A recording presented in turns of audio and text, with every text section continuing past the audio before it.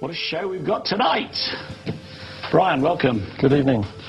So, Brian, I know you've been campaigning for quite a while on the subject of common purpose and associated subjects, but I think we need to get a little bit of background. Obviously, you were in the Royal Navy for some time. Could you give us a little bit of... Yeah, 21 years altogether, and I left in 1993, set up a small business, changed that, got involved in another business, and eventually started to get what I call a bit comfortable. Okay, so far so good. Yeah. So the business was energy management. We looked after the energy accounts, electricity, gas, water for some large commercial organisations. And that was at a time when I suppose everything to do with the environment was a very big thing. And I believed in global warming, which I don't now. Okay. Well, essentially, we got visits from people who suggested that maybe we should let the project go, and if you said why, they said because we're ruffling feathers. But we never got any clear answers. There was some talk that developers wanted the land we wanted for massive housing development, but we didn't quite understand it.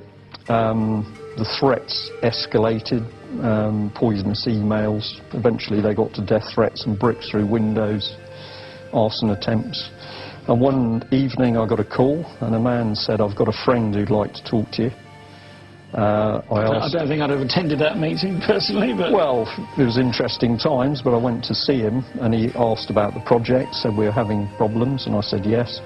And he said, "What do you think the problem is?" And I said, "I don't know." And he then said to me, "I think the problem's common purpose." And I said, "What's that?" And he said, "Well, it's an organisation." And I said, "Would you tell me about it?" And he said, "I'd rather not." So I said, "Well, I've driven here to talk to you. Why won't you talk to me about it?" And he said, "Well, I'd just rather not." I got the impression he was scared. So we chatted about some other subjects. I went home, went on the internet, looked up a site for an organisation called Common Purpose, very different from the present website. And I thought, what is this? Because it was talking about future leaders in society, and I'd never heard of it.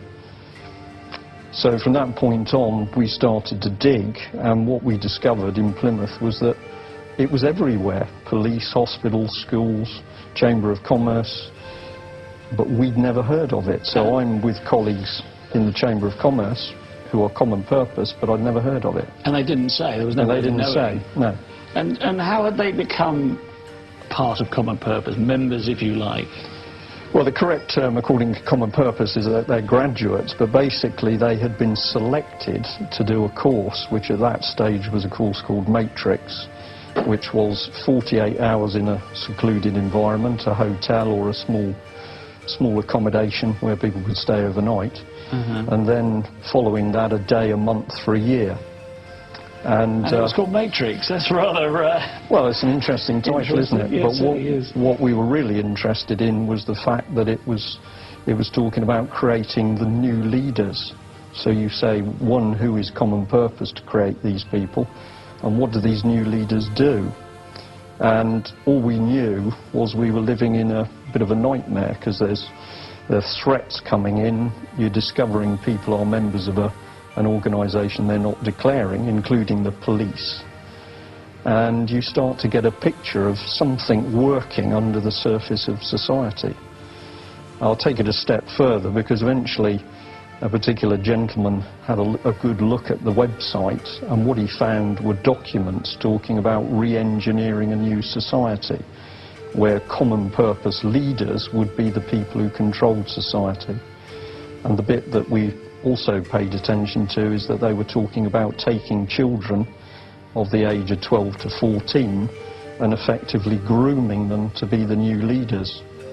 Now, when I've talked to audiences live now, quite often older people will say, "This is what happened in Nazi Germany, Hitler Youth." Yes, like the Pope. He was a member of Hitler Youth. Well, he was. I don't know whether he's common purpose, but certainly he was a member of Hitler Youth, yeah. Okay? Well, I can understand that. You laugh, but this is all going on out of the public eye. So what we've got is a group of individuals who could include a policeman, a council officer, a local developer, a vicar, maybe somebody from the local university, They are an advisory board for common purpose, and they are selecting in their community who is okay, who is the right material to be common purpose trained. I understand also, and correct me if I'm wrong here, but I have read that even criminals are inducted into common purpose. Absolutely. And one known criminals. Known criminals. Is that because they have some influence in the community? Well, they certainly have major influence in it, but it depends what you think that common purpose is trying to do in society. Common purpose says that it is trying to assist society and create future leaders and educate people. But what we are finding is that where common purpose is operating, never mind what common purpose says, we're finding people who say since common purpose has been operating, things seem to be breaking down. So do you think that's why they were trying to stop you having this effort to help young people by building? Absolutely, because what is actually happening in this country is it's being taken apart. I use an expression which is, why does nothing work anymore?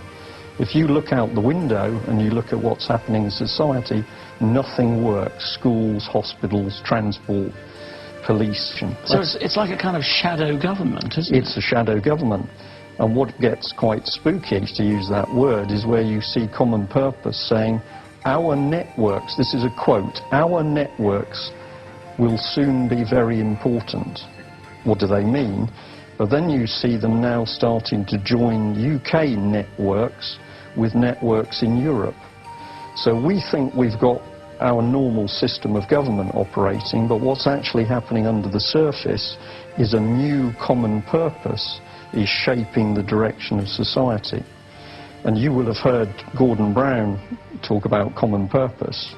And there's yes, and I heard Barack Obama using the expression common purpose. Absolutely, because there's a real movement when you say, well, what is that common purpose? And that common purpose is a new form of government, and it certainly is not democratic. We have stuck just with common purpose, but I have to say that researchers who are working with us are adamant that they are finding links through to Freemasonry. Now, I'm not going to get into what could be quite a heavy discussion on that.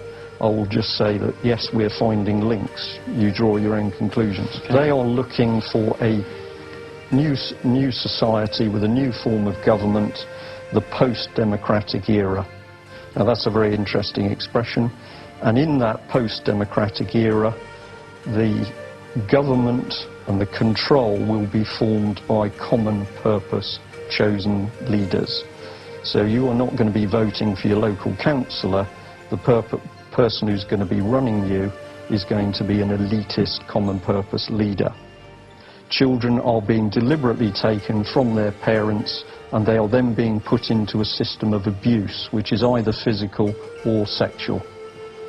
Well, again, extremely serious allegations, Brian. Well, I don't sit here making these idly, and I've got no worries about this, because initially when people spoke to us, some you would say, where's the evidence? They're traumatised, they don't have it.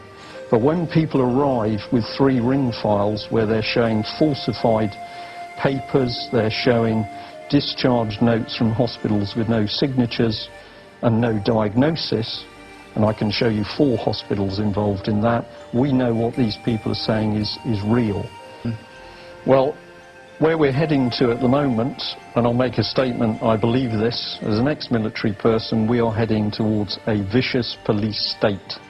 And at the moment, we know that our politicians are not working for us. We certainly know the House of Lords is not working for us, because they are working for profit. And we need to do something to stop the slide into a police state. And lawful rebellion is taking action within the law in order to stop that situation.